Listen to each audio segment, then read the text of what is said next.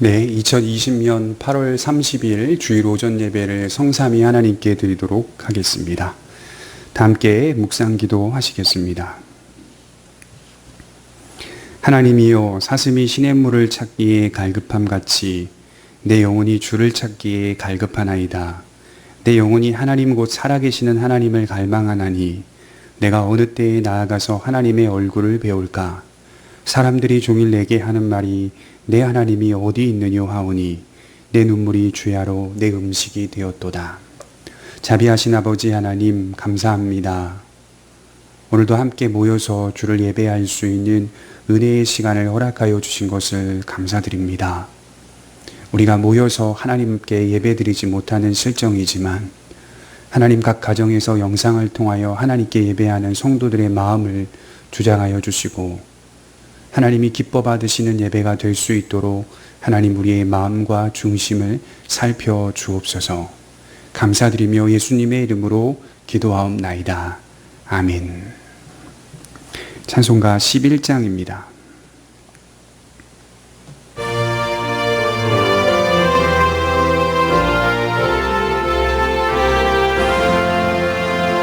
홀로 한 분 하나님께 전하 만민 경배하라. 만국 왕을 다스리고 온 세상 만민 기르신다. 만국 왕을 다스리고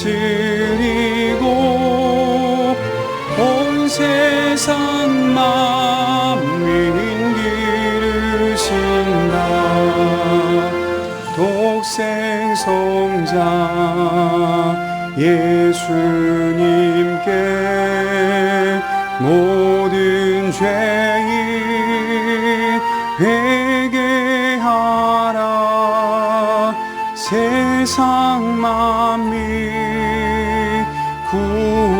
구원하고 놀라운 은혜 베푸신다. 세상 만민 구원하고 놀라운 은혜 베푸신다. 보혜사 성령님께 모든 삶을 맡기어라.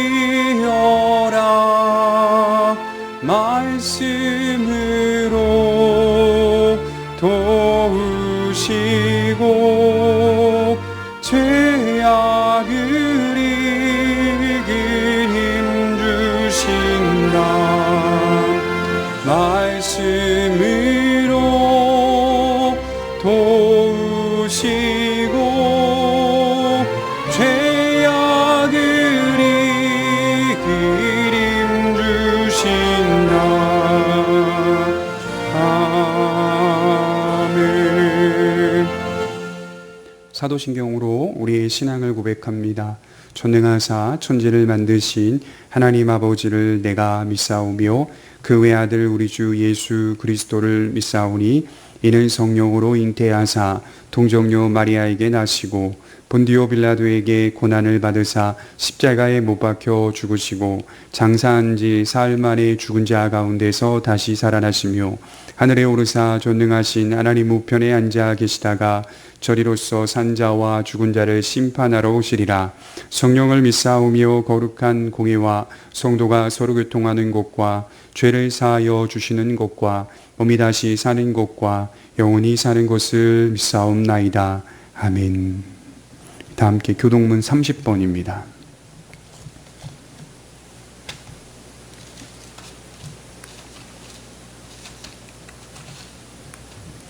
교동문 30번 시편 67편입니다.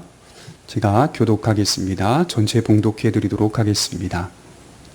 하나님은 우리에게 은혜를 베푸사 복을 주시고 그의 얼굴빛을 우리에게 비추사 주의 도를 땅 위에 주의 구원을 모든 나라에게 알리소서. 하나님이여 민족들이 주를 찬송하게 하시며 모든 민족들이 주를 찬송하게 하소서. 온 백성은 기쁘고 즐겁게 노래할지니 주는 민족들을 공평히 심판하시며 땅 위의 나라들을 다스리실 것임이니이다. 하나님이여 민족들이 주를 찬송하게 하시며 모든 민족으로 주를 찬송하게 하소서. 땅이 그의 소산을 내어 주었으니 하나님 곧 우리 하나님이 우리에게 복을 주시리로다. 하나님이 우리에게 복을 주시리니 땅의 모든 끝이 하나님을 경외하리로다. 아멘. 우리 찬송가 304장 드리면서 헌상하겠습니다. 304장입니다.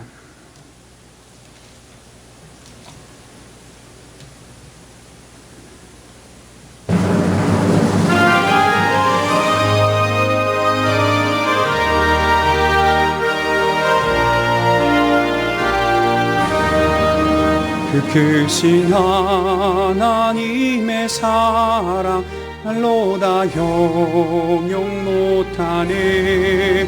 저 높고 높은 별을 넘어 이 낮고 낮은 땅 위에 죄범한 영혼 구하려 그 아들 보내사 화목제물 삼으시고 죄 용서하셨네. 하나님 크신 사랑을 증량 다 못하네. 영원히 변치 않는 사랑 성도여 찬양하세. 3절입니다. 하늘을 두루마리 삼고 바다를 머물 삼아도 한없는 하나님의 사랑 다 기록할 수 없겠네. 하나님의 크신 사랑 그 어찌 다쓸까. 저 하늘 높이 쌓아도 채우지 못하리. 하나님 크신 사랑을 증량 다 못하네. 영원히 변치 않는 사랑 성도여 찬양하세.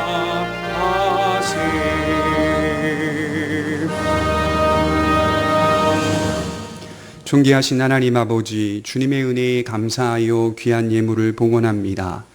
이 예물 속에 우리의 신앙의 고백이 담겨 있게 하여 주시고 사나 죽으나 우리의 삶이 하나님의 손에 있다는 사실을 분명하게 고백할 줄 아는 성도들 되게 하여 주옵소서. 세상이 우리를 먹여 살려주는 것이 아니라 하나님을 의지함을 통하여 하나님의 손에서 나오는 것을 통해 우리가 하나님 안에 힘을 얻고 능력을 얻어 살아가는 저희들 모두가 되게 하여 주시옵소서. 생사화복이 하나님의 손에 있다는 사실을 날마다 고백하게 하여 주시고 우리의 삶을 지금까지 인도하신 분, 앞으로도 인도하시는 분은 오직 여호와 하나님임을 고백하게 하여 주옵소서.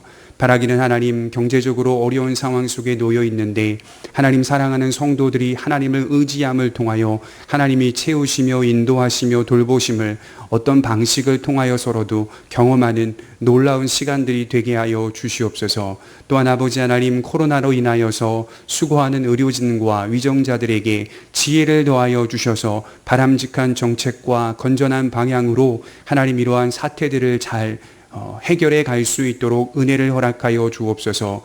여호와께서 집을 세우지 아니하시면 파수꾼의 수고가 헛되다라고 말씀하신 것처럼 하나님 아버지께서 우리의 삶과 가정과 직장과 일터와 사업장을 지켜주시기를 원합니다.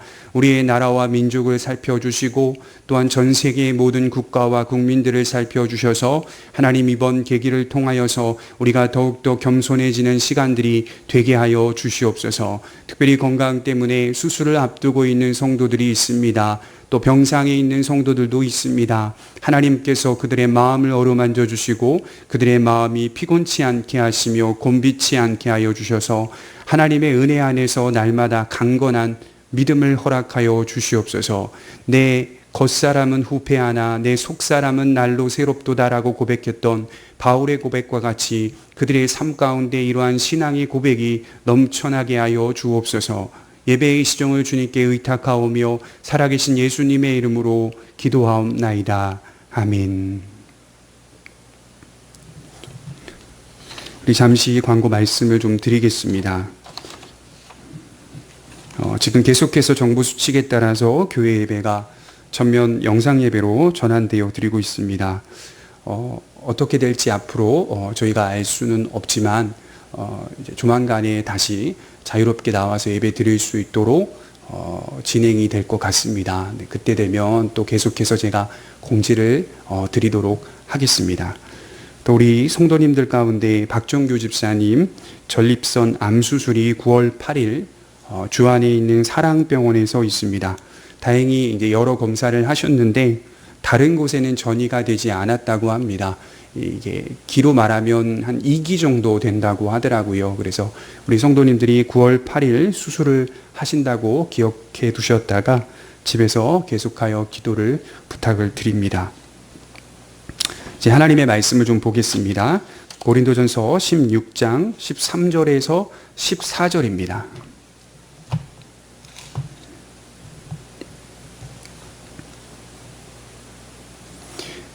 고린도전서 16장 13절에서 14절 지난주에 이어서 계속해서 말씀을 살피겠습니다. 신약성경 285페이지입니다.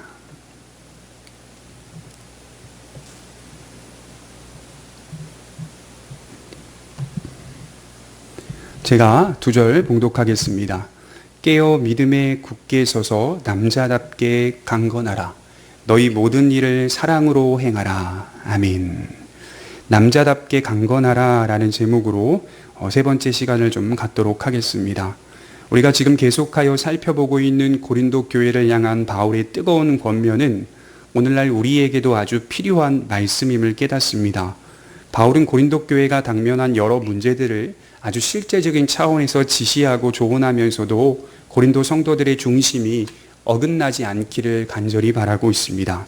그만큼 고린도 교회의 성도들이 믿음으로 볼 때 연약한 성도들임을 나타내 주고 있습니다. 고린도서를 자세히 읽어보면 아시겠지만 참으로 다양한 문제들이 교회 안에 발생하고 있다는 사실을 발견하게 됩니다. 교회 안에도 인간적인 요소가 얼마나 많이 작용하고 있는지 발견할 수 있습니다. 중요한 것은 바울과 같이 성숙한 자들이 교회의 본질을 회복해 가는 것입니다. 저희가 지금 지나왔듯이 바울은 깨어있으라 라고 하는 말씀으로 시작하였습니다. 또한 믿음에 굳게 서라 라는 말씀으로 이어가고 있습니다. 우리의 믿음이 이러한 상황 속에도 깨어 있어야 하고 동시에 우리의 영적인 사기가 떨어지지 않게 하여야 한다는 것이겠죠. 실망스러운 사람들, 실망스러운 일들이 많이 있다 하여도 잠시 지칠 수 있으나 그럼에도 불구하고 우리의 신앙의 기준을 저급하게 낮추지 말라고 말씀하고 있습니다. 우리는 계속하여 믿음의 선한 덕목들을 세워가야 한다는 것입니다. 나아가 적극적인 의미로 믿음에 굳게 서라고 말씀하였습니다. 믿음에 굳게 서지 않으면 그 모든 것들이 무너지게 된다고 말씀드렸습니다. 회개와 반성도 사실은 믿음에 굳게 서는 일로 시작됩니다. 예수 그리스도를 믿는 믿음에 굳게 서지 않는다면 모든 면에서 의문을 품게 되고 동시에 세상적 소리에 귀를 기울여 믿음과 상관없는 수많은 생각들을 하게 만들고 또 거기에 동조하게 됩니다. 우리의 구원과 우리 삶의 동기가 바로 믿음에서 나온다는 사실을 기억하며 스테코 정위치에 분명하게 확고하게 서라라고 바울은 말씀하고 있습니다.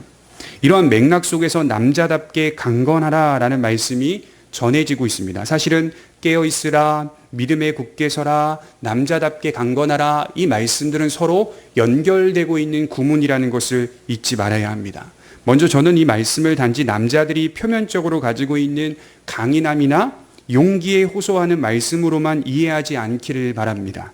쉬운 표현으로는 어떤 역경과 어려움 앞에 용기를 불러일으키는 호소, 한시적인 호소 정도로 이해하지 않기를 바랍니다. 어떤 사람들은 기독교를 단지 삶에 맞서는 용기 정도로 이해합니다. 어떤 작가가 책에서 이런 말을 하였습니다. 한번 들어보세요. 중요한 것은 삶이 아니라 삶에 맞서는 용기이다. 중요한 것은 삶이 아니라 삶에 맞서는 용기이다. 어떻습니까? 이처럼 기독교를 삶에 맞서는 용기와 힘 정도로 이해하고 있습니다. 어려운 현실과 삶에 맞서서 일어나는 용기 정도로 생각하는 성도들이 많습니다. 그러나 기독교가 말하는 용기는 세상이 말하는 일반적인 차원에서의 용기와 차이가 있습니다. 아마도 대부분의 종교들을 연구해 보면 모두가 삶에 맞서는 용기를 강조하고 있습니다. 모든 종교는 삶에 맞서는 용기를 가지라고 호소합니다. 그러나 기독교에서 말하는 남자다움과 용기는 본질적으로 아주 큰 차이가 있습니다. 나아가 그 방식에서도 큰 차이가 있습니다. 우리 한번 고린도 교회를 생각해 볼까요? 고린도 교회는 유대 문화권이 아닙니다. 우리가 잘 알듯이 이방인의 사도 바울이 세운 이방 교회요, 이방 국가에 속해 있는 지역이었습니다. 고린도 교회가 세워질 당시에 그 도시를 장악하고 있었던 문화가 바로 헬라 문화였습니다. 아시는 분들이 있으시겠지만 그리스 문화와 헬라 문화는 인간에 대한 관심이 매우 높았습니다. 그래서 철학이 크게 자리를 잡았고 이것을 고린도전서 1장 22절에 유대인들은 표적을 구하고 헬라인들은 지혜를 구한다는 말씀에서 그들이 주로 어디에 관심이 있었는지 발견할 수 있는 대목입니다. 또한 헬라인들의 관심 중 하나가 바로 인간의 신체였습니다. 그래서 우리가 잘 아는 것처럼 인체에 대한 그림이나 석상들이 많이 발견된 것이겠죠. 그런데 이 부분을 자세히 들여다보면 그들이 남성의 신체를 예술적으로 나타낼 때 매우 강인한 모습으로 그려냅니다. 수많은 근육으로 뒤덮인 남성의 강인함을 목격할 수 있죠. 그들은 남자다움을 단순히 신체적인 강인함으로만 묘사하고 있다는 것이죠. 용기나 남자다움이라 신체적으로나 철학적으로나 가장 강인한 사람만이 가질 수 있는 것으로 이해하고 있었다는 것입니다. 일반적으로 용기와 강인함은 세상 속에서 이 정도의 차원에서만 이해되고 있다는 것이죠. 그래서 고린도전서 1장 23절에 보면 이런 말씀이 나오죠. 우리는 십자가에 못 박힌 그리스도를 전하니 유대인에게는 거리끼는 것이요 이방인에게는 미련한 것이로되. 그래서 바울이 전한 십자가의 복음을 들었던 헬라인들은 십자가에서 죽으신 예수님에 대한 이야기를 들을 때 그것은 매우 미련한 일이다라고 말하고 있다는 것이죠. 미련하다는 말은 약해 빠진 도다, 약해 빠진 주장이요, 약해 빠진 철학이다 이런 말입니다. 진정으로 용기가 있고 강력하다면, 남자다움이 있다면 저렇게 약한 모습으로 십자가에 달려 죽을 수 없다는 말이 되겠죠. 그것은 성공이 아니요 메시아의 실패라고 여겼던 것입니다. 그래서 헬라인들은 믿지를 않았던 거예요. 자신을 보호하지도 못한 메시아, 대적들에게 한 번도 맞서지 못한 메시아는 진정으로 메시아가 될 수 없다는 말입니다. 그래서 필연적으로 그것이 미련해 보였던 것이겠죠. 그들은 그렇게 교육을 어린 시절부터 받았기 때문에 예수님의 십자가 사건은 도저히 믿을 수 없는 실패한 사건으로만 보였던 것입니다. 그러나 예수님은 복음서에서 진정으로 강한 자는 주님과 같이 삶을 살아가는 자들이라고 말씀하였습니다. 나아가 바울 또한 이 사실을 빌립보 교회 성도들에게 이렇게 말씀하였죠. 빌립보서 2장 5절에 보면 너희 안에 이 마음을 품으라 곧 그리스도 예수의 마음이니 영광의 자리를 버리고 스스로를 낮추며 종의 형체를 가지사 십자가의 수치에 이르기까지 복종하였던 예수님의 모습, 바로 그런 마음이 그리스도인들에게 있어야 한다는 것이죠. 이 마음을 가진 자만이 진정으로 용기 있는 자요 남자다운 자다 이렇게 말씀을 하는 겁니다. 그래서 우리는 용기와 남자다움을 이해할 때 매우 중요한 원리를 놓쳐서는 안 됩니다. 그리스도인들에게 용기와 남자다움은 그리스도의 겸손에서 비롯된다는 것이죠. 그리스도의 겸손. 스스로를 낮추는 겸손이야말로 용기 있는 것이고 남자다운 것이다. 우리 주님께서 십자가의 죽음을 위해 예루살렘으로 올라가실 때 이렇게 말씀하셨던 적이 있습니다. 마가복음 10장 42절에 예수께서 불러다가 이르시되 이방인의 집권자들이 그들을 임의로 주관하고 그 구관들이 그들에게 권세를 부리는 줄 너희가 알거니와 너희 중에는 그렇지 않을지니 너희 중에 누구든지 크고자 하는 자는 너희를 섬기는 자가 되고 너희 중에 누구든지 으뜸이 되고자 하는 자는 모든 사람의 종이 되어야 하리라. 마땅히 세상에서 높은 자들은 권세를 부리고 권세를 사용합니다. 당연한 것이겠죠.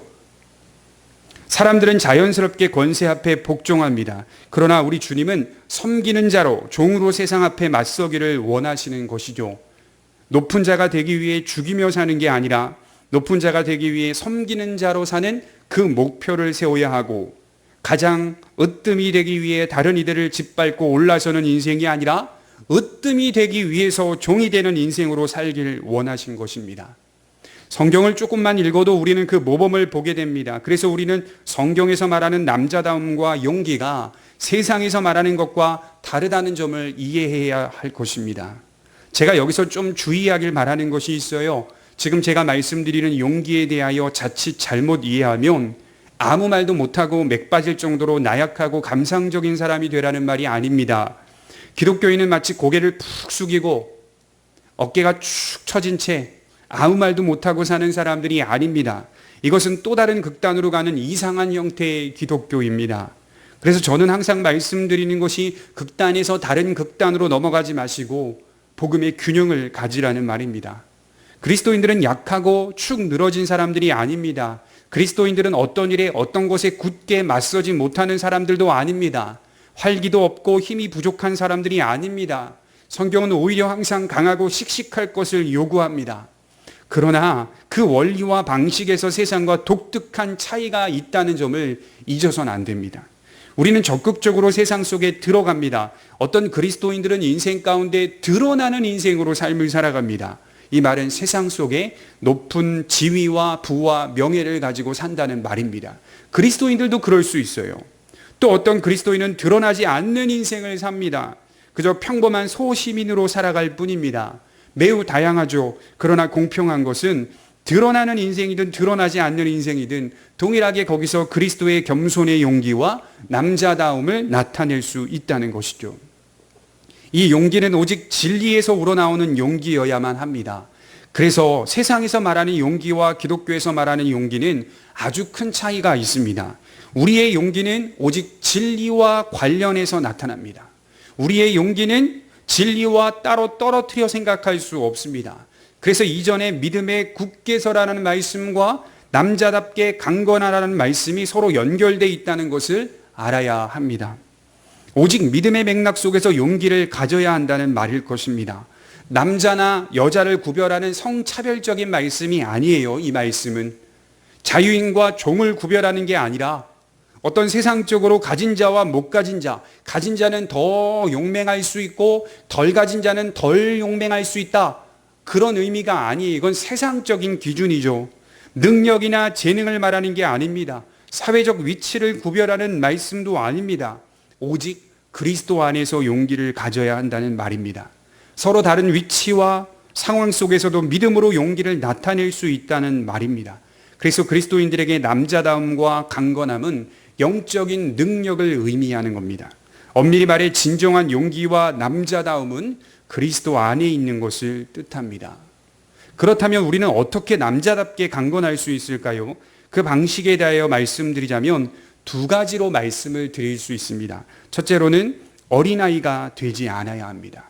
강해지기 위해서는 어린아이가 돼서는 결코 안 됩니다. 우리 고린도전서 13장 11절을 한번 찾아보겠습니다. 고린도전서 13장 11절입니다. 같이 한번 읽어보도록 하겠습니다. 내가 어렸을 때에는 말하는 것이 어린아이와 같고 깨닫는 것이 어린아이와 같고 생각하는 것이 어린아이와 같다가 장성한 사람이 되어서는 어린아이의 일을 버렸노라. 바울은 여러 편지에서 성도들에게 어린아이와 같이 되지 말라고 강조합니다. 당장 예수님을 믿게 되면 어쩔 수 없이 어린아이와 같습니다. 그러나 자라가야 한다는 사실을 명백히 말씀하였습니다. 바울 자신도 처음에는 어린아이와 같이 말하고 깨달았다 이렇게 말하고 있어요. 그러나 장성한 사람이 되니 어린아이의 신앙을 버렸다 이렇게 말씀을 합니다. 여러분, 어린아이의 신앙은 버려야 하는 거예요. 반드시 버려야 하는 겁니다. 또한 고린도전서 14장 20절에 보면 형제들아 지혜에는 아이가 되지 말고 악에는 어린아이가 되라. 지혜에는 장성한 사람이 되라. 이렇게 말씀을 합니다. 지혜에는 아이가 돼서는 안 됩니다. 이것은 믿음의 맥락 속에서 진리를 깨닫고 자라가는 문제에서 아이가 되지 말라는 겁니다. 그러나 악을 행하는 데, 죄악을 행하는 데에 있어서는 아이가 되라고 말씀합니다. 이 말은 어린아이가 어떤 잘못을 저지르면 부모를 생각하며 두려워하듯이 무서워하듯이 악에는 어린아이와 같이 서라는 겁니다. 하나님 앞에서 두려워하듯이 서라는 것이겠죠. 이처럼 우리의 신앙이 어린아이와 같지 말아야 할 것입니다.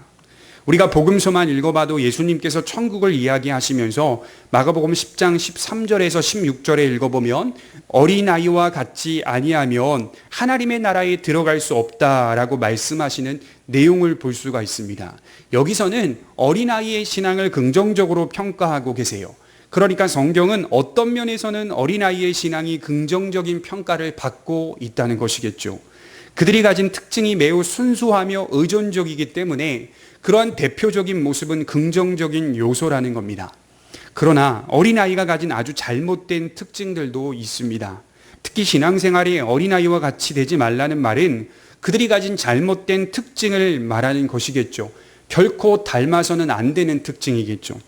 어린아이들은 일관성이 없습니다. 신뢰할 만한 존재가 아닙니다. 언제나 이리 바뀌고 저리 바뀝니다. 믿음직한 사람이 못 됩니다. 쉽게 열광하지만 그것을 오래 지속하지 못합니다. 어린아이가 장난감 하나를 가지면 당분간은 그것이 전부인 것처럼 집착합니다. 그러나 조금 지나면 그것을 놓고 다른 것을 집어듭니다. 그런 아이에게서 믿음직한 것을 기대하지는 못합니다.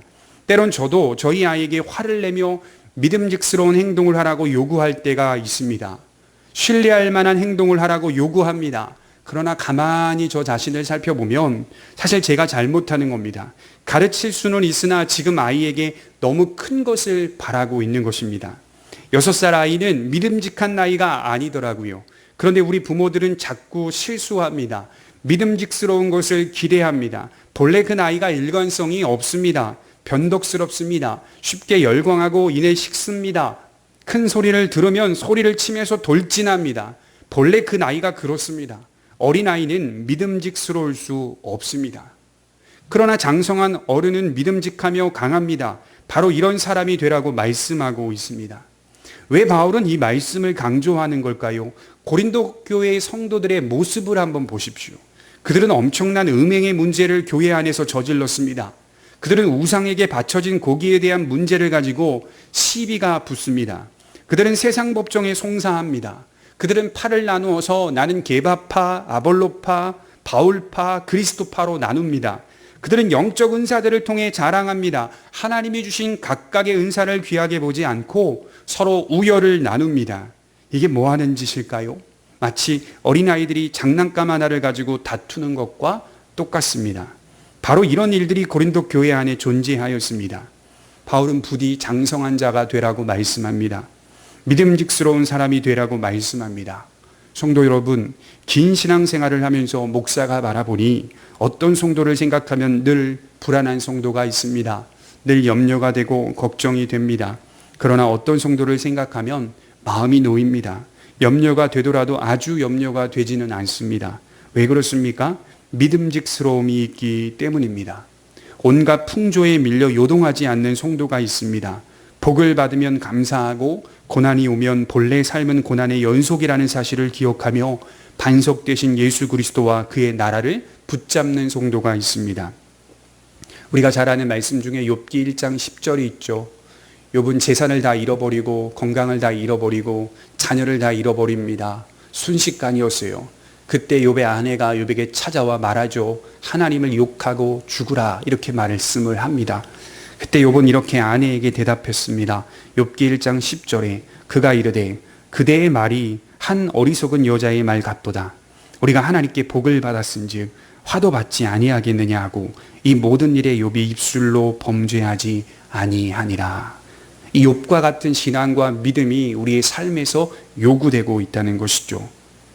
잠시 우리의 삶 가운데 실망스러운 일이 일어나도 다시 믿음의 맥락 속에서 삶을 바라보고 굳건히 하나님을 의지하며 사는 성도, 그것이 바로 믿음의 안에 굳게 선 성도의 모습 아니겠습니까? 디모데가 아주 힘든 시기를 보내고 있었습니다. 그때 바울은 디모데에게 편지를 쓰며 이렇게 위로했습니다. 디모데후서 3장 12절에 무릇 그리스도 예수 안에서 경건하게 살고자 하는 자는 박해를 받으리라. 위로하는 바울의 모습을 보십시오. 어떻게 보면 이게 위로입니까? 세상적으로 볼 때는 전혀 위로가 되지 않습니다. 그러나 믿음의 맥락으로 보면 충분한 위로가 됩니다. 경건하게 살고자 하는 자는 늘 세상 속에서 힘들다는 것이겠죠. 아니, 힘들다 못해 박해를 받습니다. 우리가 진정 그리스도인이 되려 한다면 박해를 받습니다. 가게에서나 사무실에서나 놀림감이 되고 조롱거리가 됩니다. 온갖 조소와 풍자와 비웃음의 화살이 날아옵니다. 그러나 거기서 진정한 기독교의 힘을 경험하셨으면 좋겠습니다. 그리스도의 겸손의 마음을 품고 그것을 감내하는 믿음을 통해 하나님의 은혜를 경험하셨으면 좋겠습니다. 둘째로, 어린아이와 같이 되지 않기 위해서는 복음의 이해에 있어서 자라가야 합니다. 성경이 말하는 남자답게 강건하라는 말은 진리에 있어서 그렇다고 말씀드렸습니다. 히브리서 5장 12절에 중요한 말씀이 있는데요. 때가 오래되었으므로 너희가 마땅히 선생이 되었을 터인데 너희가 다시 하나님의 말씀의 초보에 대하여 누구에게서 가르침을 받아야 할 처지이니 단단한 음식은 못 먹고 젖이나 먹어야 할 자가 되었도다. 이는 젖을 먹는 자마다 어린아이니 의의 말씀을 경험하지 못한 자요. 바울은 어떤 이들에 대하여 그 신앙을 거론하며 그들은 젖이나 먹어야 할 처지, 우유나 먹어야 할 처지라고 말합니다. 그들의 신앙은 우유만 먹는 신앙, 단단한 음식을 먹고 싶어 하지도 않고 먹을 수도 없는 상태라고 말씀을 합니다. 더 나아가 젖을 먹는 자마다 의의 말씀을 경험하지 못한 자다. 결국 젖만 먹고 있는 신앙은 의의 말씀이 무엇인지 경험하지도 못한 자다. 이렇게 말씀을 하는 것이겠죠. 신앙생활을 하면서 개중에 어떤 성도들을 보게 되냐면 신앙이 자라지 않습니다. 수년이 흘러도 기독교 신앙이 무엇인지 잘 모릅니다. 더 큰 문제는 자라기를 열망하지도 않습니다. 지금이 딱 좋다는 겁니다. 자신의 구원을 확신하지만 거기까지입니다. 더 이상 기독교의 진리가 무엇을 바라고 원하는지 모른다는 말씀입니다. 수년 전에 한국교회 안에서 1907년 평양 대부흥 사건을 기념하는 집회들이 여기저기서 많이 열렸습니다. 여의도 순복음 교회나 또 잠실 올림픽 체육관이나 체조 경기장이나 여러 장소를 빌려서 1907년 평양 대부흥을 기념하자 하여서 부흥회가 막 열렸던 것이죠. 1907년 평양에서 우리의 믿음의 선배들이 얼마나 신실하게 신앙생활을 했는지, 그리고 당시 어떤 성령의 역사가 있었는지 교회마다 홍보하기 바빴습니다. 중요한 것은 그 이야기가 끝나지 않았다는 것이겠죠. 성도들이 1907년을 그리워합니다. 그리고 그때를 추억합니다. 신앙이 거기서 끝나버리는 거예요. 지금 우리의 신앙이 계속되고 있습니다. 지금 저와 여러분들의 신앙이 어떠냐는 것이 제일 중요한 문제 아닙니까? 1907년이 중요한 게 아니죠. 하나님을 아는 지식과 은혜에서 성장하고 있습니까? 이것이 중요한 질문 아닙니까? 믿음의 지혜에서 자라고 있습니까? 지금은 2020년 8월 30일 우리는 아직 죽지 않았습니다. 우리의 신앙은 계속하여 성장해야 할 책임과 의무가 있는 것이겠죠. 오늘날 잘못된 기독교 가르침의 사람들은 요동칩니다. 어떤 불건전한 기독교 단체에서 기독교라는 이름으로 이상한 운동이 일어나면 그 추세에 따라 쉽사리 따라갑니다. 얼마 전에 제가 핸드폰 문자를 보니 재난 문자 가운데 뭐뭐 어떤 교회에서 크게 확진자가 나왔다. 제가 그래서 인원이 많다 보니까 한번 찾아보니 교회가 불세례라는 이름으로 홈페이지가 있더라고요. 들어가 보니 정말 말도 안 되는 그런 모습들이 정말 많이 있더라고요. 그런데 사람들이 그렇게 많이 모이는 거예요. 전국적으로 그렇게 많이 모여서 집회에 참석을 하고 있는 거예요. 왜 그렇습니까? 아직 복음에 대한 이해를 깊이 갖지 못하기 때문이에요. 어떤 불건전한 기독교 단체에서 기독교란 이름으로 이상한 운동을 일으키면 막 따라갑니다. 이런 운동들은 역사 속에 항상 잠시 일어났다가 사라지고 또 다른 운동을 일으킵니다.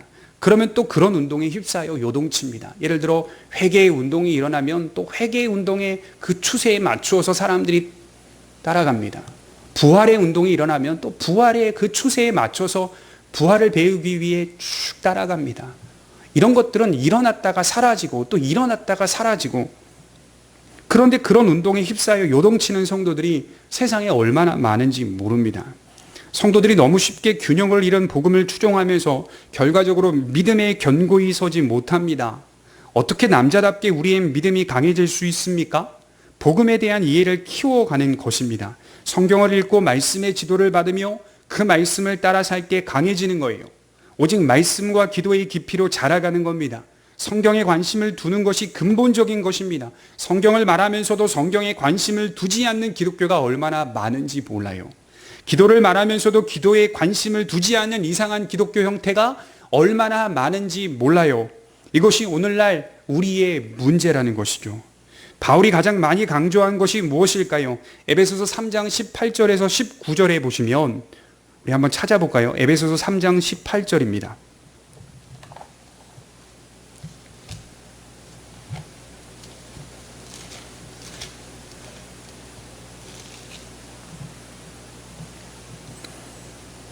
(18절) (19절) 읽어드리겠습니다. 능히 모든 성도와 함께 지식에 넘치는 그리스도의 사랑을 알고 그 너비와 길이와 높이와 깊이가 어떠함을 깨달아 하나님의 모든 충만하신 것으로 너희에게 충만하게 하시기를 구하노라. 그리스도의 사랑을 깊이 알아가길, 그 너비와 길이와 높이와 깊이가 어떠한지를 깨달아가기를 간절히 바랬습니다. 복음은 이해할수록 새롭고 깊어지는 거예요. 우리가 사는 삶에서 복음을 다 깨우쳤다고 말하지 못합니다. 예수님의 진리를 알아갈수록 더 새롭게 우리를 인도합니다. 그래서 에베소서 3장 18절에 보면 능히 모든 성도와 함께 지식에 넘치는 이란 말씀이 기록되어 있는 거예요. 지식에 넘치는, 복음의 이해에 있어서 깊이 있게 자라가라, 이렇게 말씀을 하고 있다는 것이죠. 변덕스러운 열광주의에 빠져서는 안 됩니다. 아무 관심도 없는 냉소주의에 빠져서도 안 됩니다. 언제나 자기 자리를 지키며 신뢰할 만한 믿음의 사람으로 성장해 가야 할 것입니다. 그것이 바로 남자답게 강건하라는 말씀의 의미 있는 것이죠. 이 강건하다라고 하는 단어가 크라타이오, 권세, 세력이라는 뜻입니다. 그리스도인들이 가져야 할 권세가 있고 또 세력을 키워가야 합니다.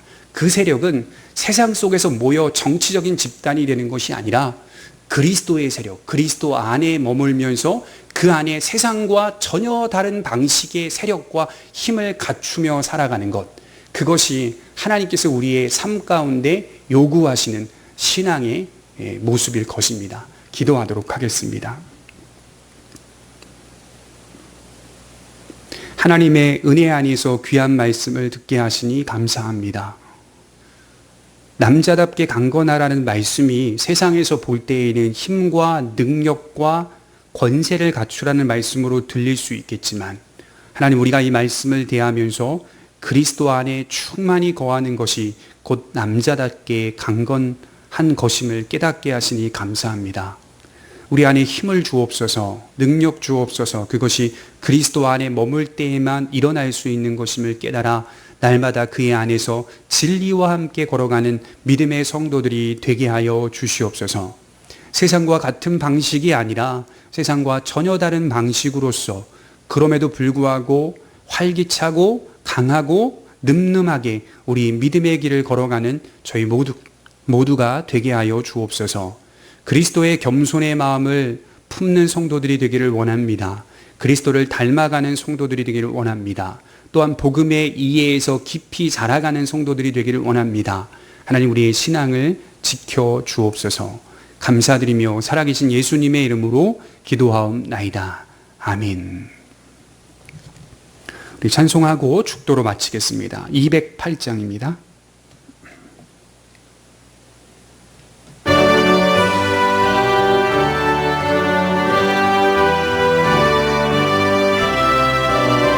(1절과) (5절입니다) 내 주의 나라와 주 계신 성전과 피 흘려 사신 교회를 늘 사랑합니다. 하늘의 영광과 베푸신 은혜가 진리와 함께 영원히 시온에 넘치네.